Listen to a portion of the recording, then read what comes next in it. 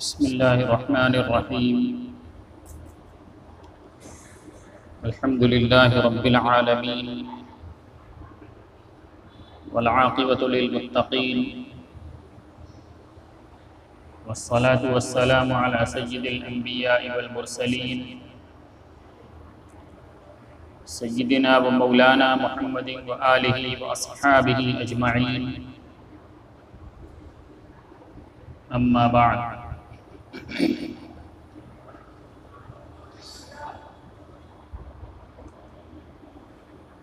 میرے بھائیوں، دوستوں، بزرگوں، گزشتہ چند جمعوں سے طہارت کے سلسلے کا بیان آپ حضرات کے سامنے چل رہا ہے، جس میں استنجا، بیت الخلاء، اس کا بیان آپ حضرات کے سامنے آ چکا، اور گزشتہ جمعہ میں وضو کی تفصیلات آپ حضرات کے سامنے عرض کی گئی۔ وضو کا کیا طریقہ ہے، اس کے اندر کیا فرائض ہیں، وہ ساری باتیں آپ حضرات نے سماعت فرما لی۔ اس میں آج کچھ وہ باتیں ذکر کرنی ہیں جس سے وضو کے اندر کمال پیدا ہوتا ہے، یعنی وضو کے کرنے کے اوپر جو بشارتیں ہیں اور وضو کا جو نتیجہ بیان کیا گیا ہے کہ اس سے انسان کے گناہ معاف ہوتے ہیں، گناہ جھڑ جاتے ہیں، وہ کیسے پیدا ہوں گے، اس کے لیے فقہا نے لکھا ہے کہ جو اس کی سنتیں ہیں ان کو بجا لانا، اور جو مکروہات ہیں ان سے بچا لینا، اس طریقے سے اگر کسی عمل کو کیا جائے تو وہ اس عمل کے کمال کو پہنچ جائے گا۔ اب وضو کی سنتیں کیا ہیں، اس کا بھی تذکرہ آپ حضرات کے سامنے ضمناً وضو کرنے کا طریقہ جو ذکر کیا گیا تھا اس میں آ چکا ہے۔ فقہا نے کتابوں کے اندر اس کی بہت ساری سنتیں لکھی ہیں۔ عام طور سے 15 کی تعداد ذکر کی جاتی ہے کہ وضو کے اندر 15 سنتیں ہیں۔ ان 15 سنتوں میں سے سب سے پہلی سنت نیت ہے۔ یہ نیت دل کے ارادے کا نام ہے، لیکن بہت بڑا عمل ہے۔ حدیث کے اندر فرمایا گیا انما الاعمال بالنیات، کہ انسان کی جیسی نیت ہوگی اسی اعتبار سے اس کے عمل کے اوپر اس کو ثمرہ اور نتیجہ اور ثواب ملے گا۔ اگر نیت درست ہوگی تو ثواب مکمل ملے گا، اور اگر نیت کے اندر فساد ہوگا، فتور ہوگا، نیت خراب ہوگی تو عمل کے باوجود اس کو عمل کا ثواب تو درکنار، امکان ہے کہ اس کے اوپر اس کو مزید گناہ پڑ جائے اگر نیت میں فساد ہے۔ اور بہت سارے اعمال وہ ہیں کہ اگر اس کے اندر نیت نہ کی جائے تو نیت کے بغیر بھی وہ عمل معتبر ہو جاتا ہے، وہ عمل ہو جائے گا، اس کے ذریعے سے کیا جانے والا کام ہو جائے گا، لیکن اس عمل کے اوپر ہمیں جو ثواب ملنا چاہیے وہ ثواب ہمیں نہیں ملے گا۔ انہی میں سے ایک عمل وضو ہے۔ وضو کس کا نام ہے؟ چند اعضاء کے دھلنے کا نام، چہرہ کے، ہاتھوں کے، پاؤں کے اور سر کا مسح، 4 عمل کے مجموعے کا نام وضو ہے۔ اگر آدمی بغیر کسی ارادے کے ان 4 عضو کو دھل لے یا بغیر ارادہ خود بخود دھل جائے، آدمی راستے سے گزر رہا ہے، بارش ہو رہی ہے، وہ اپنے آپ کو بچاتے ہوئے کسی طرح نکل رہا ہے کہ بارش میں بھیگ نہ جاؤں، لیکن بچتے بچاتے بھی اگر اس کے اعضاء وضو تر ہو گئے، ہاتھ بھی تر ہو گیا، پاؤں بھی تر ہو گیا، چہرہ بھی تر ہو گیا، سر کے اوپر بھی پانی پڑ گیا، یعنی جتنا وضو کے اندر دھلنا ضروری ہے اتنا دھل گیا، حالانکہ اس کے بھگونے کی اور دھلنے کی کوئی نیت نہیں ہے بلکہ وہ بچتے بچاتے جا رہا ہے، تب بھی اس کا وضو والا عمل ہو جائے گا اور اس کے ذریعے سے وہ نماز پڑھ لے گا۔ کوئی دریا کے کنارے جا رہا ہے، پھسل گیا، دریا میں گر گیا، اس کی کوئی نیت نہیں تھی لیکن اس کا وضو ہو گیا، تو بغیر نیت کے بھی اگر اعضاء وضو تر ہو جائیں گے تو وضو ہو جائے گا، اس کے ذریعے نماز پڑھے گا، نماز معتبر ہو جائے گی، نماز درست ہو جائے گی۔ اور بسا اوقات ایسا بھی ہوتا ہے کہ آدمی باہر راستے سے، بازار سے یا کہیں سے چل کر آتا ہے، سفر کر کے آتا ہے، اور گھر میں پہنچنے کے بعد اپنے ہاتھ پاؤں کو دھلتا ہے، گرد و غبار پڑے ہوئے، چہرہ بھی دھل لیا، ہاتھ بھی دھل لیا، پاؤں بھی دھل لیا، اور ہاتھ تر کر کے سر کے اوپر پھیر بھی لیا، گرد کو جھاڑ لیا، اس کی کوئی نیت نہیں تھی، صرف تازگی اس کو حاصل کرنا تھا کہ بہت تھک کر آئے، ہاتھ پاؤں دھل لیں، سر کے اوپر ہاتھ بھی پھیر لیا، تازگی کی نیت ہے، وضو کی کوئی نیت نہیں ہے، فرمایا تب بھی اس کا وضو ہو جائے گا، اس کے ذریعے سے اس کی نماز معتبر ہو جائے گی۔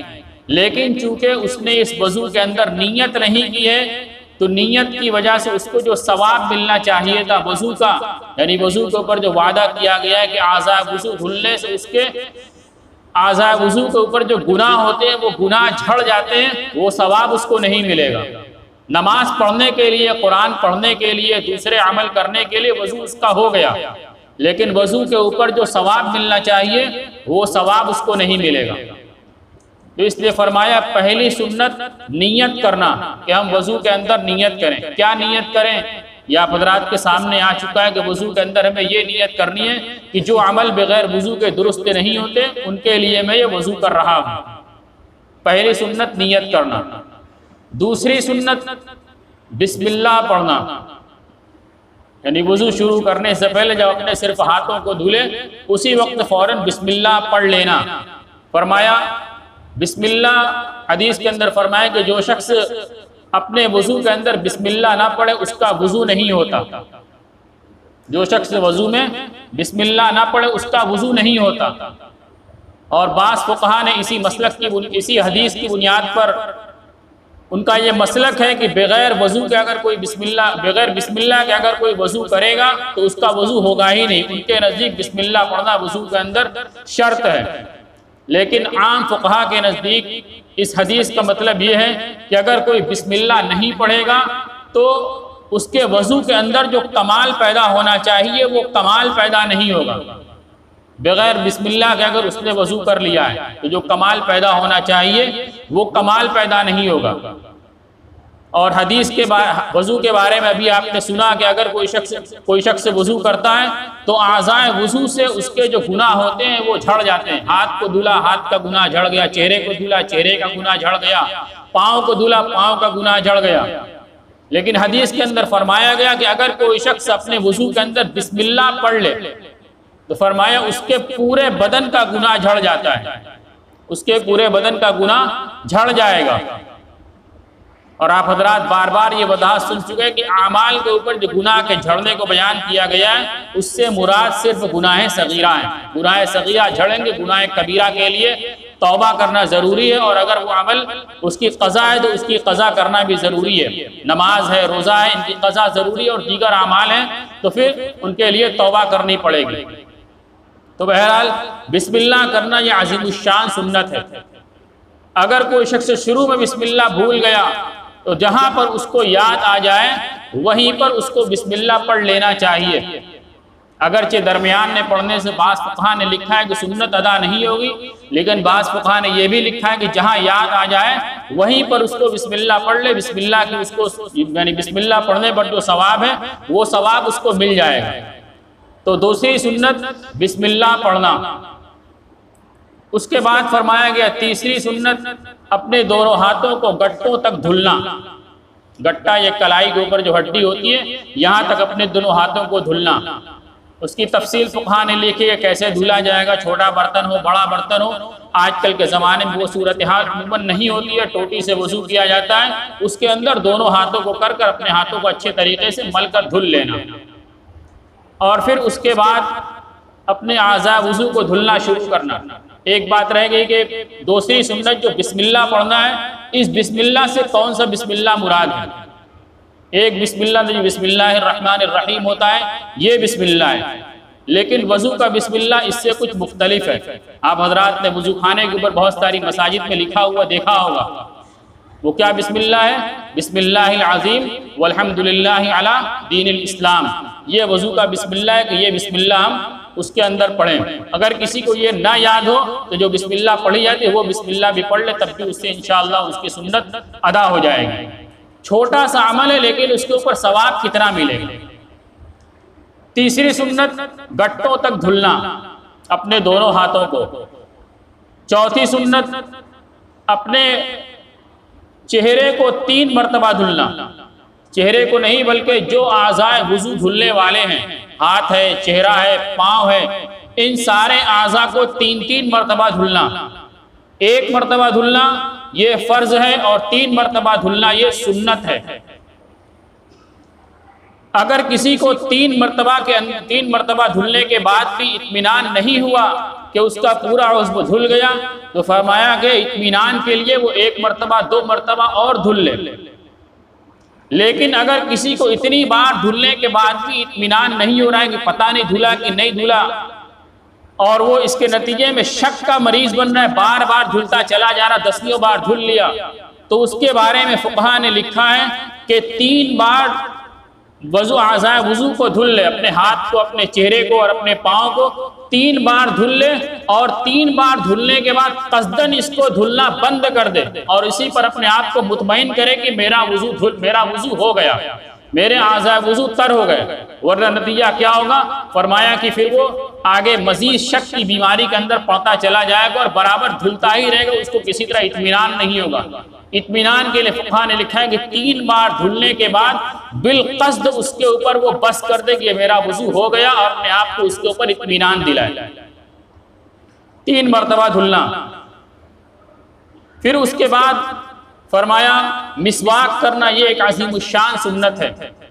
مسواک کا کیا طریقہ ہے وہ آپ حضرات کے سامنے آ چکا ہے کہ مسواک ہمیں کس طریقے سے پکڑنا چاہیے اور کس طریقے سے کرنا چاہیے۔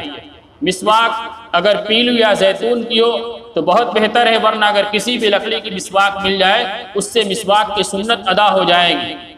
اور وہیں فقہا نے یہ بھی لکھا ہے کہ ابتدا کے اندر مسواک 1 بالشت لمبی ہونی چاہیے۔ 1 بالشت کو ہم 1 بتا کہتے ہیں اپنی زبان میں، 1 بالشت لمبی ہونی چاہیے، اور جو چھوٹی انگلی ہوتی ہاتھ کی اس کے برابر اس کی موٹائی ہونی چاہیے۔ اتنی موٹی اور اتنی لمبی مسواک ہو ابتدا میں، بعد میں کرتے کرتے چھوٹی ہو جائے۔ فرمایا کوئی حرج نہیں، چھوٹے ہوتے ہو تو جہاں تک وہ کر سکتا ہے اچھے طریقے سے وہاں تک کرو، اس کے بعد اس کو ہٹا دے۔ یہاں پر ایک مسئلہ یہ ہے کہ آج کے اس زمانے کے اندر مسواک عام طور سے ختم ہو رہی ہے، اور مسواک کی جگہ پر لوگوں کے ہاتھ میں اور گھروں کے اندر وہ ٹوتھ برش اور منجن ہے۔ اس سے یہ سنت ادا ہوگی یا سنت ادا نہیں ہوگی؟ مسواک کے اندر 2 چیزیں پائی جاتی ہیں۔ ایک تو مسواک کے بارے میں فرمایا گیا کہ مسواک یہ مطہرۃ للفم، کہ منہ کے لیے طہارت کا سامان ہے، اس کے ذریعے سے منہ کی صفائی ہوگی، منہ کی بو دور ہوگی، منہ کی بدبو زائل ہوگی۔ ایک تو منہ کی طہارت کا سامان ہے، اور دوسرا یہ مستقل سنت ہے۔ مسواک کا 2 مقصد، منہ کی صفائی اور سنت کی ادائیگی۔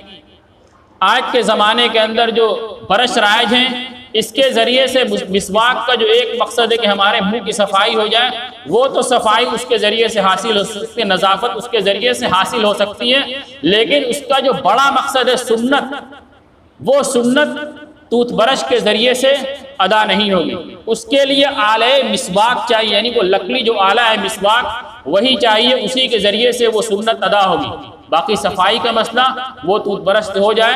ٹوتھ برش کرنے کے اندر کوئی ممانعت نہیں ہے کہ آدمی منجن اور برش کرے, کوئی حرج نہیں ہے. صفائی کے لیے آدمی کرنا چاہے کر سکتا ہے, بلکہ کرنا چاہیے, لیکن مسواک کی سنت یہ ٹوتھ برش کے ذریعے سے ادا نہیں ہوگی.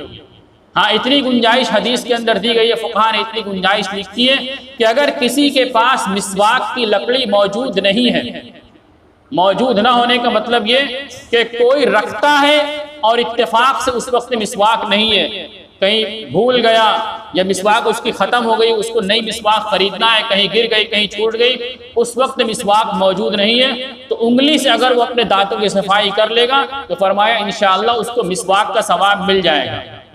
لیکن اگر کوئی مسواک رکھتا ہی نہیں ہے, اس کی عادت ہی نہیں ہے رکھنے کی, تو فرمایا اس کے لیے اس کی سنت مسواک ہی کے ذریعے ادا ہوگی. وہ آلہ مسواک لکڑی کو خریدے, اس کے ذریعے سے مسواک کرے گا, تبھی اس کو مسواک کا ثواب ملے گا. اور مسواک ایک عظیم الشان سنت ہے.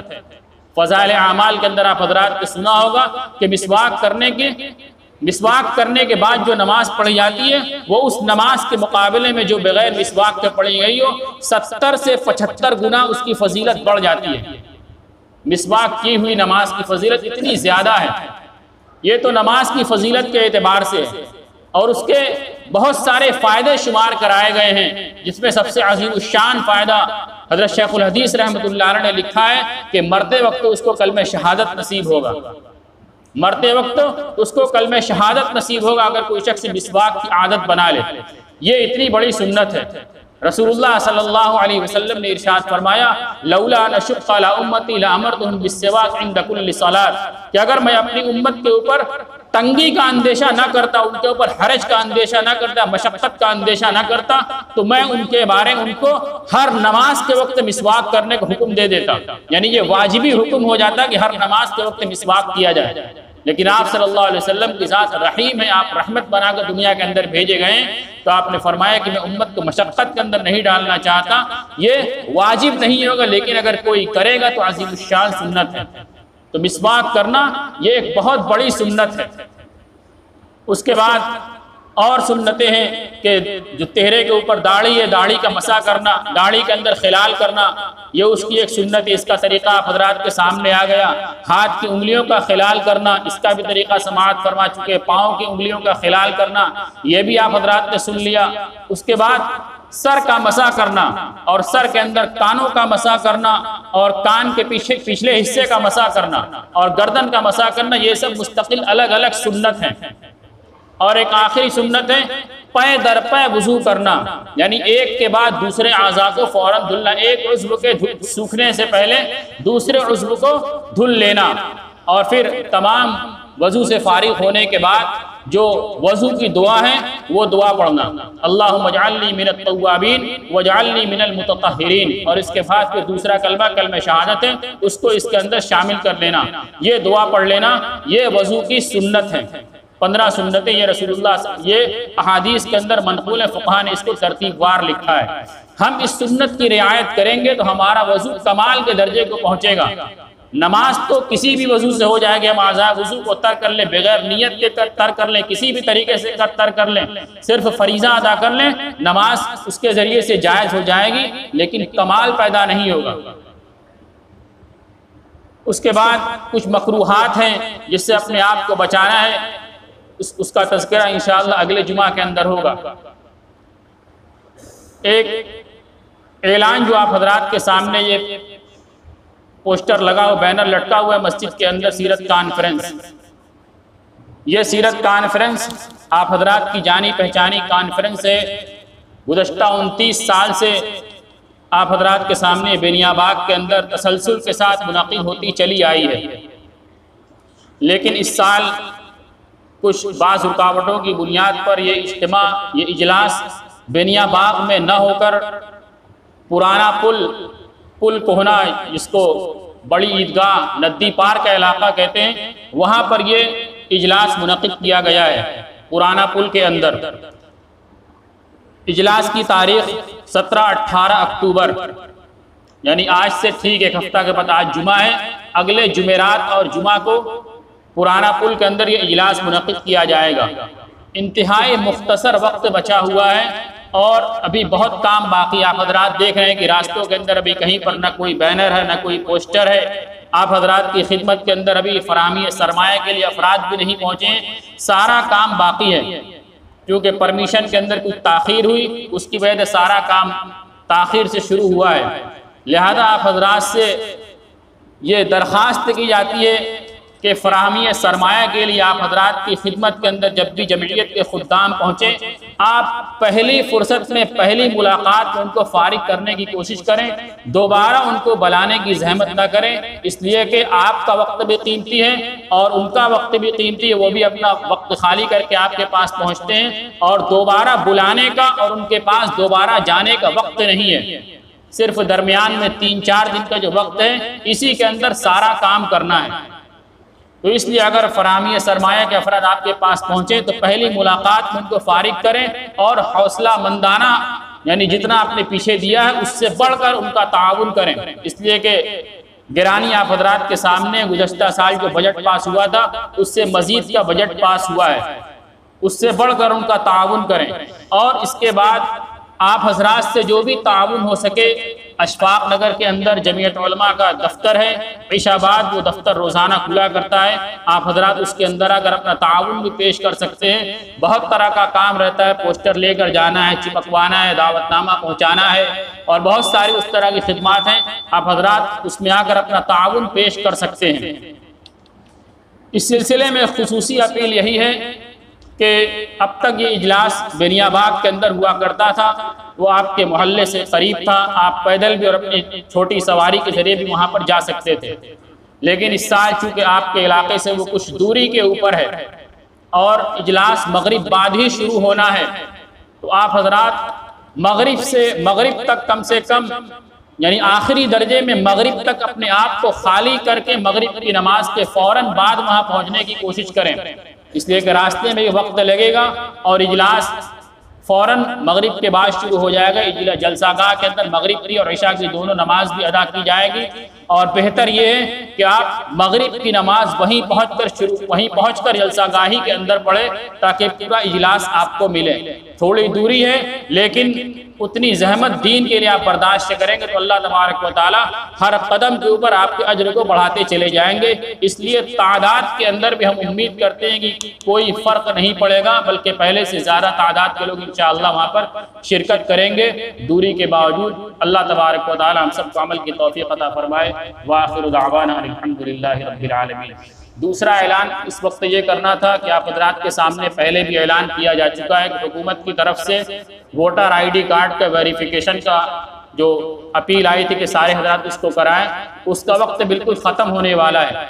15 اکتوبر اس کی آخری ڈیٹ ہے۔ کچھ لوگوں نے بڑھنے کی بات بھی کہی ہے لیکن ابھی وہ معتمد نہیں ہے۔ 15 اکتوبر کے اعتبار سے جن لوگوں نے ابھی تک اپنا ویریفیکیشن نہیں کرایا ہے، وہ اس کا جو سینٹر بنا ہوا ہے جمعیت علماء بنارس اور جمعیت علماء ضلع بنارس کے دونوں دفتر کے اندر کام ہو رہا ہے، اور بھی بعض جگہ پر کام ہو رہا ہے۔ کچھ لوگ اپنے طور پر بھی ویریفیکیشن کا کام کر رہے ہیں۔ کسی بھی ذریعے سے اب تک ہم نے نہیں کیا ہے، اس کو ضروری سمجھ کر ہم اس کو پہلی فرصت کے اندر کریں۔ صرف 3-4 دن کا وقت رہ گیا ہے، ووٹر آئی ڈی کا کام اب تک جس کا نہیں ہوا ہے وہ اس کو ضرور کر لیں۔